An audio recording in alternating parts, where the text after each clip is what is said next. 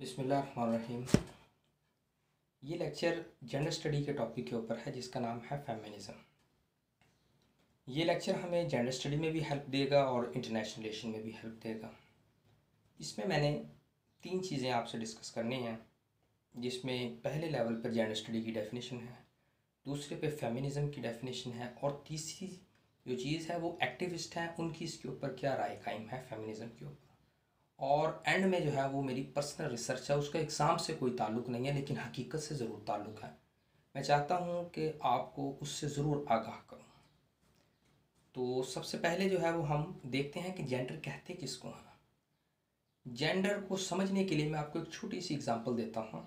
वो एग्ज़ाम्पल यह है कि आपको कायनात के अंदर हर जानदार शय का पेयर मिलेगा।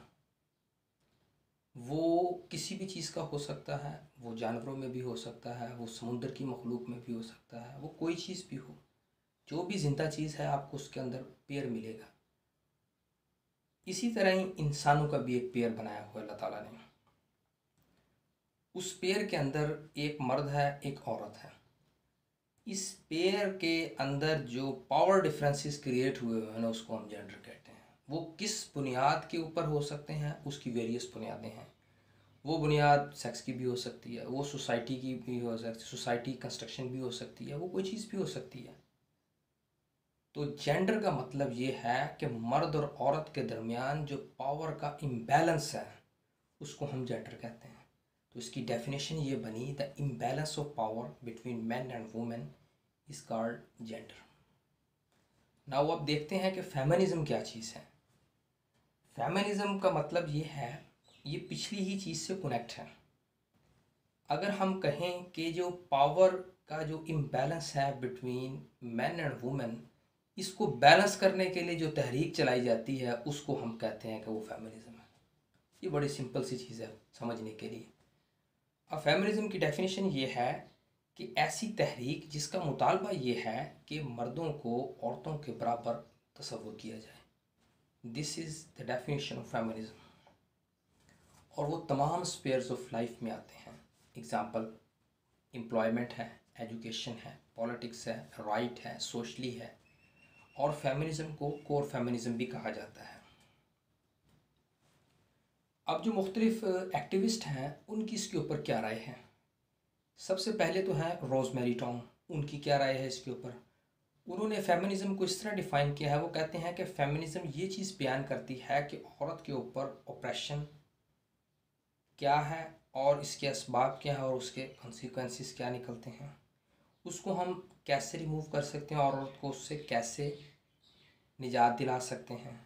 जेन फ्लेक्स ने क्या कहा है इसके ऊपर। जेन फ्लेक्स कहते हैं कि जो पावर डिफरेंस है मैन और वुमेन के दरमियान, उसको हम फेमिनिज्म कहते हैं। ये हमें वुमेन ऑपरेशन को अंडरस्टैंड करने का मौका देता है, यानी औरत के ऊपर जो तशद्दुद या जुल्म है हमने उसको कैसे अंडरस्टैंड करना है। फेमिनिज्म हमें ये बताती है कि हमने इन स्ट्रेटजीज़ पर ओवरकम कैसे आना है।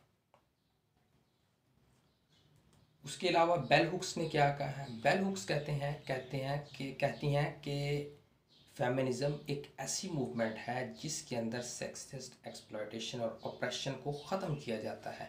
मैंने आपको जेंडर के जेंडर की जिस वक्त मैं आपको डेफिनेशन बता रहा था तो मैंने आपको ये बताया कि किसी चीज़ को बुनियाद बनाकर इस वक्त हमारी मुआशरे के अंदर जो बायोलॉजिकल सेक्टर रखा जाता है मैन और वुमेन के दरमियान जो डिफरेंस का, वो है सेक्स।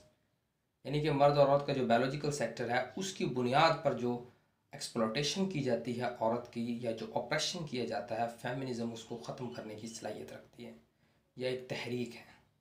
और ग्रिमशा ने इसके ऊपर क्या कहा, वो कहते हैं कि ये कंसेंसस है इस बात का कि औरत के ऊपर तशद्दुद होता रहा और उसको अनजस्टली ट्रीटेड होता रहा। अच्छा, अब हम कहते हैं कि हमने इसको इम्प्लीमेंट कैसे करना है। तो इम्प्लीमेंट करने के लिए जो बीजिंग के अंदर आखिरी, जिसको बीजिंग 5+ कहा जाता है, जो उसके अंदर आखिरी कॉन्फ्रेंस हुई थी उसके अंदर इसकी इम्प्लीमेंटेशन का तरीका बताया था। ये मैंने इम्प्लीमेंटेशन का तरीका वहाँ से लिया है। आप चाहें तो इसको जो है वो बीजिंग की साइट से जाकर पढ़ लें। बीजिंग 5+ कॉन्फ्रेंस जो हुई थी उसमें 3 तरीके बताए थे। एक ट्रांसनेशनल लेवल था, दूसरा रीजनल लेवल था और तीसरा नेशनल लेवल था। ट्रांसनेशनल लेवल में आपके जो यूएनओ के अंदर कंट्रीज़ पावरफुल बैठी हुई हैं वो लेजिस्लेशन करेंगी कि क्या बेहतर है। उसके अलावा रीजनल लेवल के ऊपर जो है वो क्या चीज़ है। यानी कि इससे मुराद रीजनल लेवल से मेरा कहने का मतलब ये है कि जो आपकी रीजनल ऑर्गेनाइजेशन है जिसमें सार्क वगैरह आ जाती हैं, इसके जो मेंबर्स हैं वो एक लेजिस्लेशन करेंगे, फिर उस लेजिस्लेशन को अपने मुल्क के अंदर लाएंगे कि उसको इम्प्लीमेंट कैसे करना है। ये तीन चीज़ें हैं, ट्रांसनेशनल, रीजनल और नेशनल लेवल की। सो हमने तीन चीज़ें देखी फेमिनिज्म के अंदर। ये जस्ट डेफिनेशन के पॉइंट ऑफ व्यू से डिस्कस कर रहा हूँ मैं। बाकी इसकी जो आगे डिटेल्स हैं, जो मूवमेंट है वेव्स की, उसके अलावा जो इसकी लिबरल फेमिनिज्म जो टाइप्स आ जाती हैं, वो हम उनको बारी बारी अलग-अलग डिस्कस करेंगे कमिंग लेक्चर्स में। उसके ऊपर इंशाल्लाह ताला लेक्चर ज़रूर बनाऊँगा।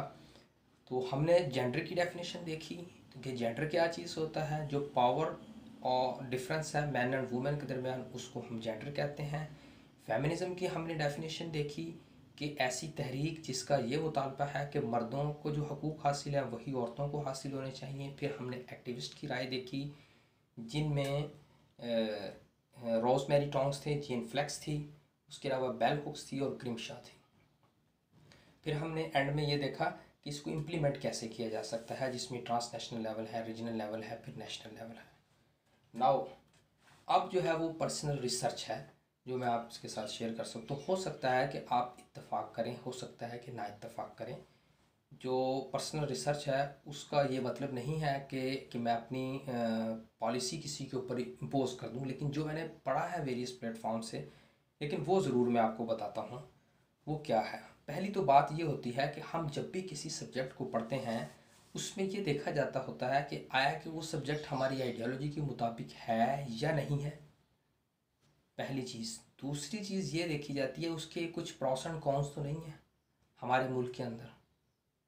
तो हम ये दोनों चीज़ें देखते हैं। मैंने जो चीज़ पढ़ी है वो ये है कि 1913 के अंदर फेडरल रिज़र्व बैंक बनता है। अब वो फेडरल रिज़र्व बैंक ने अमेरिका को कर्ज़ा देना शुरू किया। ये बेसिकली ये जो सब्जेक्ट है वो वेस्टर्न है, अमेरिकन सब्जेक्ट है ये। और वो उनकी जो ख़वातीन है ना, उनको मसाइल हैं देखने के ये, वहाँ पर उनको राइट नहीं है। वो अपनी जद्दोजहद करके वक्तन फ़वक्तन जो है वो चीज़ें हासिल कर रही हैं। जबकि जो हमारी आइडियोलॉजी है वो अकॉर्डिंग टू वेस्टर्न नहीं है, अकॉर्डिंग टू इस्लाम है। सो हमारे राइट जो है वो डिफ़ाइन हुए हुए हैं, उनके राइट जो है वो डिफ़ाइन नहीं है। सो वो खुद स्ट्रगल करके अपनी राइट ले रहे हैं। हमारे मुल्क में ये सब्जेक्ट कैसे लॉन्च किए जाते हैं मैं आज वो भी आपको बताता हूँ। जब हम किसी मुल्क से डेट लेते हैं या कोई असिस्टेंस लेते हैं तो वो फिर इन शराइत के अंदर अपने सिलेबस को लॉन्च करने की कोशिश करते हैं ताकि उस तरह की नस्ल अचीव हो जाए हमें, या जिस निज़ाम को हम इम्प्लीमेंट करना चाह रहे हैं, जो रास्ते में रुकावट हैं, वो आने वाले 20-10 साल में वो लोग ख़त्म हो जाएं। अच्छा, मैं आपको ये बता रहा था कि ये कैसे ये सिस्टम को इतना तेज़ी से जो है वो उरूज मिल रहा है। 1913 के अंदर फेडरल रिजर्व बैंक बनता है और अमेरिका को कर्ज़ा मिलना शुरू होता है और आहिस्ता आहिस्ता अमेरिका जो है वो कर्ज़े में डूबता चला जाता है। अब जिस वक्त अमेरिका के अंदर कर्ज़ा बढ़ जाता है, अमेरिका के अंदर कर्ज़े का रूल ये है कि करेंसी छापने के लिए आपको मज़ीद कर्ज़ा लेना पड़ता है। ये अमेरिका के अंदर फेडरल रिजर्व बैंक का कानून है, जो जिसको प्राइवेट लोग ओन करते हैं, फेडरल रिजर्व बैंक को। अच्छा, जब कर्ज़ा बढ़ता गया अमेरिका के ऊपर तो उन्होंने जो फेडरल रिजर्व बैंक के जो पावरफुल लोग थे, उन्होंने क्या डिसाइड किया कि हम ख़वातीन को भी मैदान के अंदर लाते हैं, जॉब्स प्रोवाइड करते हैं, ताकि हमारा जो है वो डेट ज़्यादा लोग कमाएंगे तो जल्दी उतर आएगा। यही सूरत हाल आपको कमिंग डेज़ में, कमिंग ईयर्स में पाकिस्तान में देखने को मिलेगी। पाकिस्तान का कर्ज़ा जो है वो $90 बिलियन क्रॉस कर चुका है। इसको उतारने के लिए कहा जाएगा कि ज़्यादा से ज़्यादा लोग अर्न करें और हमें जो है वो रिटर्न करें। और मैं आपको एक और चीज़ यहाँ पर बता दूँ, इस वक्त 23% हमारे बजट का जो है वो IMF और वर्ल्ड बैंक लेके जा रहे हैं। कमिंग ईयर्स के अंदर ये 23 से 45% जो है वो ले जाएंगे और 25% या 23% हमारे बजट का आर्मी के डिफेंस को चले जाएगा, हमारे डिफेंस का बजट होगा। बाकी आप ये देख लें कि हमारे पास जो बचेगा वो 20-25% बचेगा, जिससे हम पूरा मुल्क चलाएंगे, यानी कि कमाएंगे हम, खाएंगे वो। इसी तरह उनके ऊपर कर्ज़ा बढ़ता चलेगा। उन्होंने कहा कि फ़ीमेल्स को जॉब दी जाए ताकि वो मैदान में आएँ और ज़्यादा से ज़्यादा अर्निंग होगी और हमारा डेट उतर जाएगा। 1960 से 1970 की दिहाई के अंदर जो है वो ये मूवमेंट बहुत तेज़ी से चली। ये जो एम्प्लॉयमेंट की मूवमेंट और राइट की मूवमेंट बहुत तेज़ी से चली, क्योंकि 1920 में तो उनको वोट डालने का हक मिलता है। अब जब औरतें कमाने लगीं, इंडस्ट्री में जाने लगी वेस्टर्न के अंदर, यूनाइटेड स्टेट्स ऑफ अमेरिका के अंदर, तो वहाँ जो इनका घर था ख़वातीन का, वो खाली हो गया। अब उस घर के अंदर अगर बच्चे हैं तो उनका क्या इशू हुआ, वो बच्चे जो माँ की जो तरबियत होती है, जो माँ की जो गोद बच्चे की पहली दरसगाह होती है, वो खाली हो गई।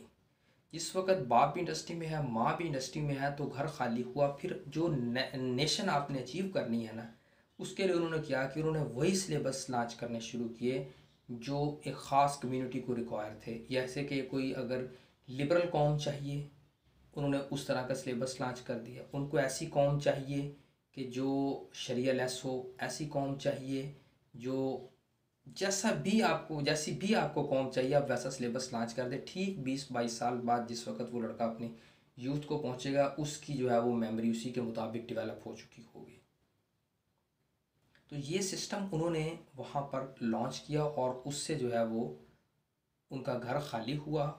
और जब माँ बाप अच्छी इनकम करते हैं तो उनकी कोशिश होती है कि बच्चों को अच्छे स्कूलों में पढ़ाया जाए। अब जिस वक्त वो अच्छे स्कूल किन्हीं के थे, वो इन्हीं के थे। यानी कि आप जिस वक्त इंडस्ट्री में गई तो आपने टैक्स भी देना शुरू किया और बच्चों को ऐसे स्कूल में पढ़ाना शुरू किया जिसकी आइडियोलॉजी ऐसी थी जो आपको फ्यूचर में जो है वो एक्सप्लॉइट करेगी। और वो ऐसा हो रहा है यूनाइटेड स्टेट्स ऑफ अमेरिका में, क्योंकि हम उनकी रंगीनी तो ज़रूर देखते हैं लेकिन हम वहाँ के हालात से नहीं वाकिफ़। मैंने बेशुमार लोगों से वहाँ पर कंसल्ट किया कि वहाँ पर क्या मसाइल है। उनकी बेसिकली इंडिविजुअल लाइफ को प्रमोट करना है और फैमिली लाइफ को ख़त्म करना है। और इससे जो है वो एक और काम भी उरूज पर चल रहा है, उससे ये है कि इससे नस्ल कंट्रोल भी होगी।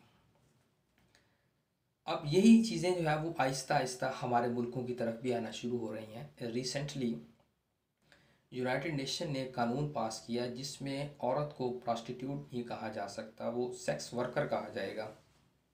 वो कैसे कहा जाएगा मैं आपको बताता हूँ कि जिस तरह कोई अगर मेल है वो मेहनत करता है, अपने ज़ोरे बाजू पर कमाई करता है, तो वो कहती हैं यूनाइटेड नेशन वाले कहते हैं कि अगर कोई औरत अपनी मर्ज़ी से सेक्स वर्कर बनना चाहे तो आपको उसके ऊपर कोई एतराज़ नहीं होना चाहिए। तो यही पिछले दिनों मैं न्यूज़पेपर के अंदर पढ़ रहा था कि वो पाकिस्तान को भी फोर्स कर रहे हैं कि पाकिस्तान भी जो है वो ये राइट लोगों को दे।